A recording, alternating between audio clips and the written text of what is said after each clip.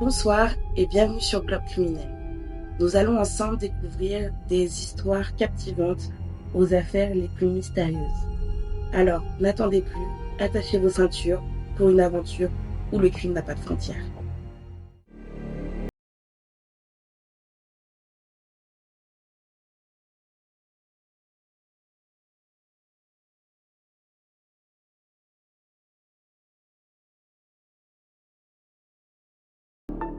Le 12 avril 2003, Mario, qui est le fils de Graziella et le beau-fils de Xavier Flactif, arrive, comme à son habitude, pour les vacances dans le chalet des Flactifs. Il est accompagné par un chauffeur de taxi qui l'a récupéré à l'aéroport de Lyon-Saint-Exupéry pour l'emmener directement Grand Bornand. Sur place, Mario trouve porte close. Il essaye de joindre sa mère sans réponse. Il attend du coup dans la voiture du chauffeur qui veut pas laisser Mario tout seul car il est mineur.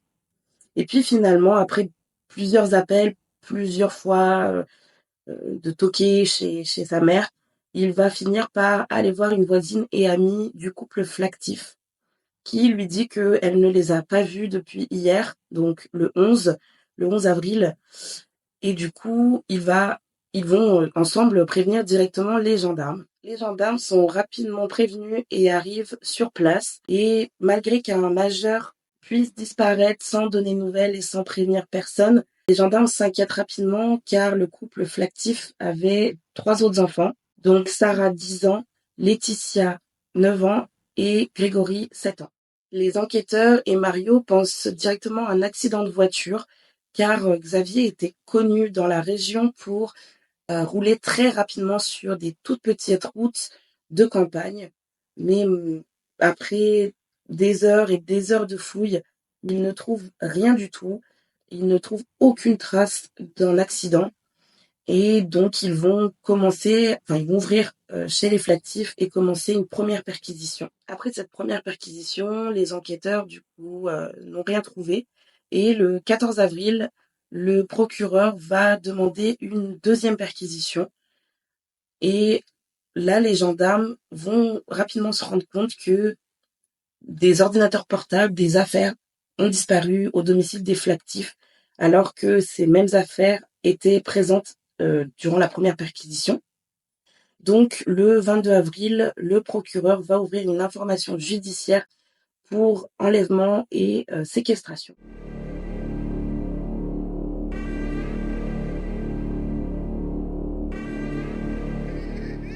L'enquête se tourne très rapidement vers une fuite de la famille à l'étranger. Xavier était un promoteur immobilier avec de gros soucis professionnels. Il avait des dettes, il avait des chantiers en retard, il avait pas mal d'impayés et beaucoup de gens en colère contre lui. Et du coup, tout ça va faire que les gendarmes vont se confronter dans cette idée.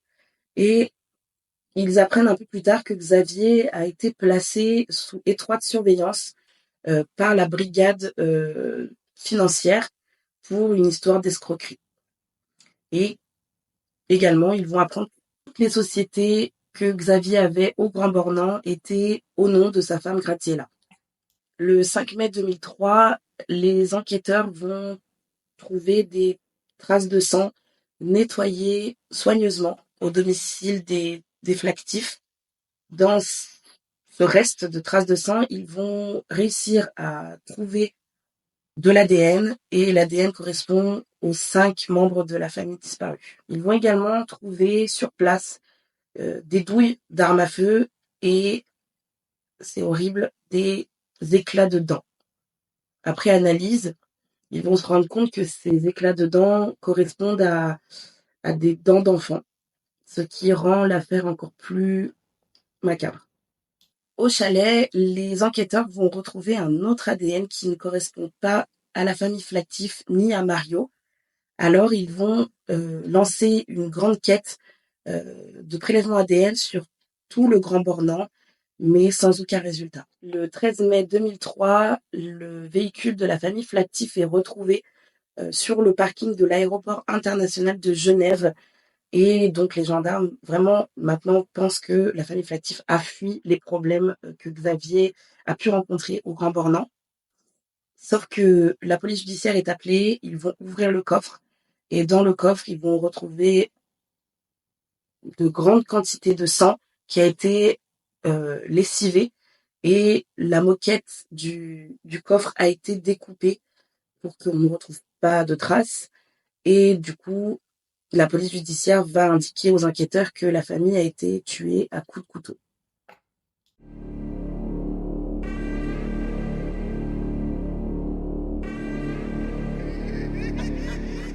Le 8 juillet 2003, l'ADN qui était inconnu a été identifié, et il correspond à un homme de 31 ans, David Otia, qui est un locataire d'un des chalets de la famille Flactif. Et donc David Otia est en concubinage avec Alexandra Lefebvre, qui elle était l'ancienne aide ménagère de la famille. Lors de la disparition, le couple Otia-Lefebvre a été interviewé par l'émission 7 à 8. Vous pouvez retrouver du coup cet extrait sur YouTube. Le couple avait indiqué pendant l'interview que le couple Flactif avait beaucoup de caractère. Ils ont vraiment craché sur la famille Flactif, hein, surtout sur le couple Flactif, en disant que c'était des gens malhonnêtes, autoritaires, qu'ils faisaient des locations au black, qu'ils avaient des travaux inachevés dans les locations. Lorsque les gens arrivaient, ben, du coup, les travaux n'étaient pas finis. Vraiment, ils ont colporté des rumeurs affreuses sur le couple Flactif. Et du coup, les gendarmes vont se poser des questions. Pourquoi ce couple, qui était à la base pas du tout, enfin innocent pour eux en tout cas, où il n'y avait pas de soupçon, pourquoi aujourd'hui ils prennent la parole devant 7 à 8, devant la télé, pour cracher sur le couple Flactif.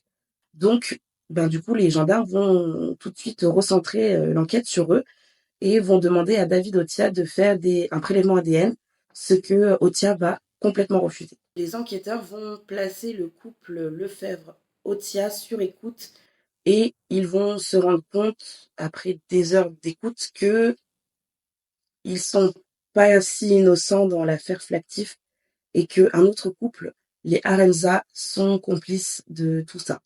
Alors, le 16 et 17 septembre 2003, le couple Otia-Lefebvre et le couple Arenza sont interpellés et vont être mis directement en garde à vue.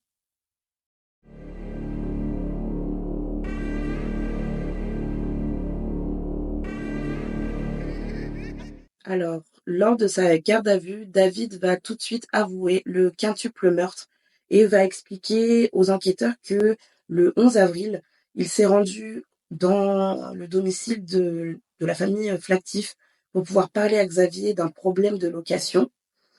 Et il va expliquer que ben il l'a menacé avec une arme à feu, et que le coup est parti et que c'était un accident.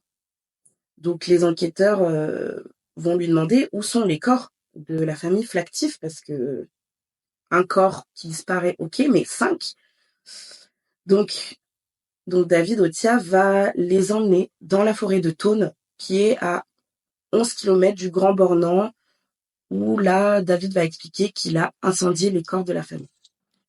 David va alors expliquer qu'il a fait préparer le crime tout seul, sauf que le mari Arenza va dire aux enquêteurs que c'était déjà organisé depuis janvier 2003, où David Otia a vu une émission sur 7 à 8 sur sur une affaire criminelle, donc l'affaire Stranieri. Je ferai une vidéo dessus. Et du coup, ça a vraiment fait naître cette idée de vengeance et de crime dans l'esprit de Otia. Alors Alexandra n'est pas toute blanche dans l'histoire. Elle est le noyau central de ce crime.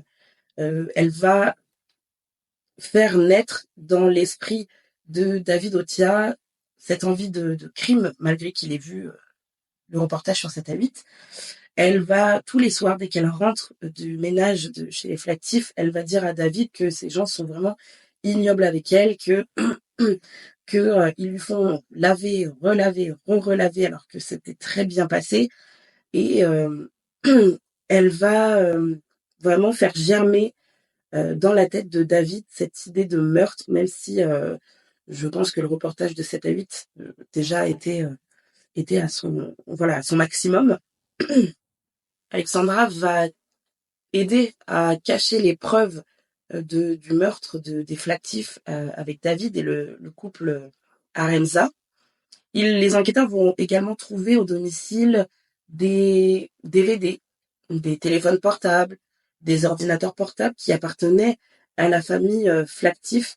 Et du coup, Alexandra leur dit qu'effectivement, ils ont, après ce qu'a fait David et le mari Aremza, ils sont revenus pour voler ces choses-là. Donc David, comme je vous le disais plus haut, il a tiré sur Xavier par erreur. Et donc Xavier était tout seul chez lui et donc Graziella et les 3 enfants étaient sortis. Et lorsqu'ils sont rentrés, David Otia était toujours présent au domicile et il va expliquer que Graziella et les enfants étaient des victimes des dommages collatéraux. David va également expliquer que avec le mari Aremza, ils vont donc récupérer les corps des 5 membres de la famille Flactif, les mettre dans la voiture du couple et les emmener dans la forêt de Thône pour les brûler. Et il va expliquer que c'est lui qui a eu l'idée d'emmener le véhicule de la famille Flactif à l'aéroport de Genève pour qu'on croie à une fuite vers l'étranger. Donc, les enquêteurs vont se pencher sur le mobile et le mobile le plus logique pour eux était la jalousie et la cupidité par rapport à la réussite des Flactifs. Le 10 octobre 2003, David va complètement se rétracter et va complètement changer de version.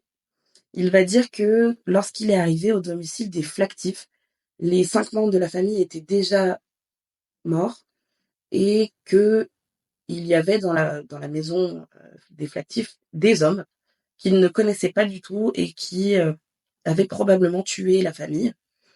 Et que ces hommes-là lui ont forcé de cacher les corps et de faire disparaître les preuves.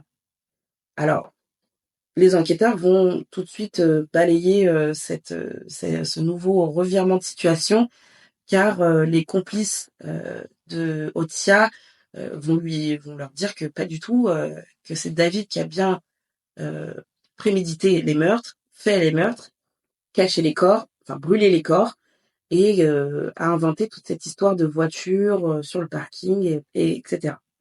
Et du coup, les gendarmes et le procureur vont retenir la préméditation.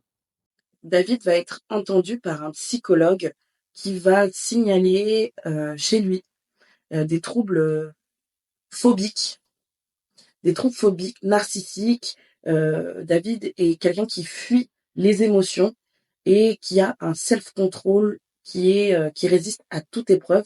D'ailleurs, on peut le voir dans 7 à 8, il est de marbre. Alors que sa compagne Alexandra Lefebvre parle des Flactifs et lui, il est derrière. Vraiment, il ne parle pas. Il confirme tout ce que Alexandra dit et même va rajouter des petites phrases derrière, comme s'il voit vraiment qu'il devait prouver quelque chose, alors que en fait c'est lui qui a tué la famille Flactif.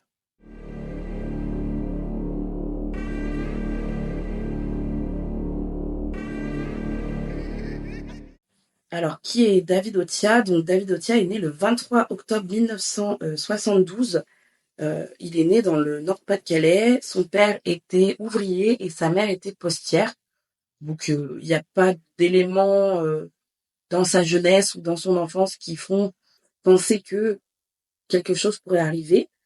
Voilà, il a passé sa jeunesse dans le Pas-de-Calais et en 99, avec donc sa compagne Alexandra Lefebvre, ils vont quitter la région pour s'installer d'abord dans l'Ain et en 2001, ils vont s'installer dans le Grand Bornand Et c'est là qu'il va faire la rencontre de Xavier Flactif qui va lui proposer un appartement en location.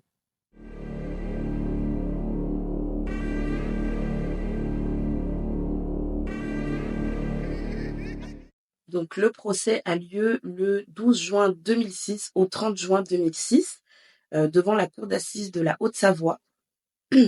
David est condamné à perpétuité avec une peine de sûreté de 22 ans. Le mari Aremza est inculpé de 15 ans d'emprisonnement, 10 pour Alexandra Lefebvre et pour la femme Aremza, 7 ans. Donc David va faire rapidement appel de sa condamnation pour finalement se rétracter et accepter sa peine. Durant le procès, Mario est présent à toutes les audiences. Il est là, il regarde les accusés droit dans les yeux, il veut comprendre pourquoi David Otia a tué sa mère, ses 3 frères et sœurs et évidemment Xavier. Il va venir au procès avec un t-shirt avec la photo de sa mère et de ses 3 frères et sœurs.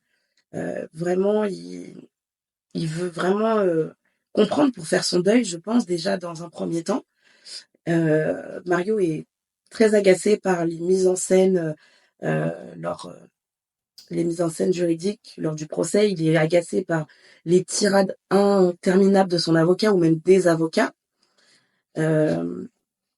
Lorsque David Otia va encore une fois parler de ces hommes qui auraient tué sa famille, Mario va vraiment s'en amuser parce que pour lui, non. Il sait très bien que c'est David Otia qui a éliminé sa famille. Mario va attendre de ce procès que la justice soit dure, ferme et surtout sans pitié pour les gens qui ont tué sa famille. Il va également expliquer à la barre que Mario devait arriver initialement le 11 avril et sa mère quelques jours avant le 11 avril, a repoussé d'une journée son arrivée. Et Mario va vivre toute sa vie en ayant le sentiment que il serait arrivé une journée avant, et David Otia l'aurait également tué. Après le procès, après tout ça, Mario va passer son bac, le réussir. Il va débuter des études de droit pour soit devenir avocat, soit devenir promoteur immobilier, comme Xavier Flactif. Alors, j'ai pas trouvé d'autres informations sur Mario. J'avais pas spécialement envie de chercher pour déjà pas rentrer dans sa vie personnelle. Je vous demande de surtout ne pas le chercher parce que je pense que déjà il a vécu des choses terribles euh, durant ces années-là. Alors, je pense qu'il faut vraiment le laisser tranquille. Moi, je lui souhaite de réussir sa vie, d'être heureux comme il le peut. Donc pour David Otia, il pourra faire ses premières demandes de libération en 2025, donc l'année prochaine. Alexandra a été incarcérée à la prison de Bonneville dans la Haute-Savoie. Pour la femme Aremza, elle a été incarcérée à la prison de Montluc à Lyon. Par contre, je n'ai pas du tout trouvé d'informations sur les prisons de David Otia et du mari Aremza. Voilà comment se termine cette terrible histoire. J'espère que vous avez apprécié. Si c'est le cas, n'hésitez pas à vous abonner, à mettre un pouce bleu et à activer la cloche pour ne rien rater des nouvelles histoires, sachant que dans pas longtemps, je suis en train d'écrire une histoire sur Ed Kemper et je vais normalement la sortir la semaine prochaine. Donc vraiment ne ratez pas cette histoire. Merci infiniment d'avoir suivi cette terrible histoire du Grand Bornand sur Globe Criminel. Restez vigilants, restez curieux et surtout, restez en sécurité. À bientôt.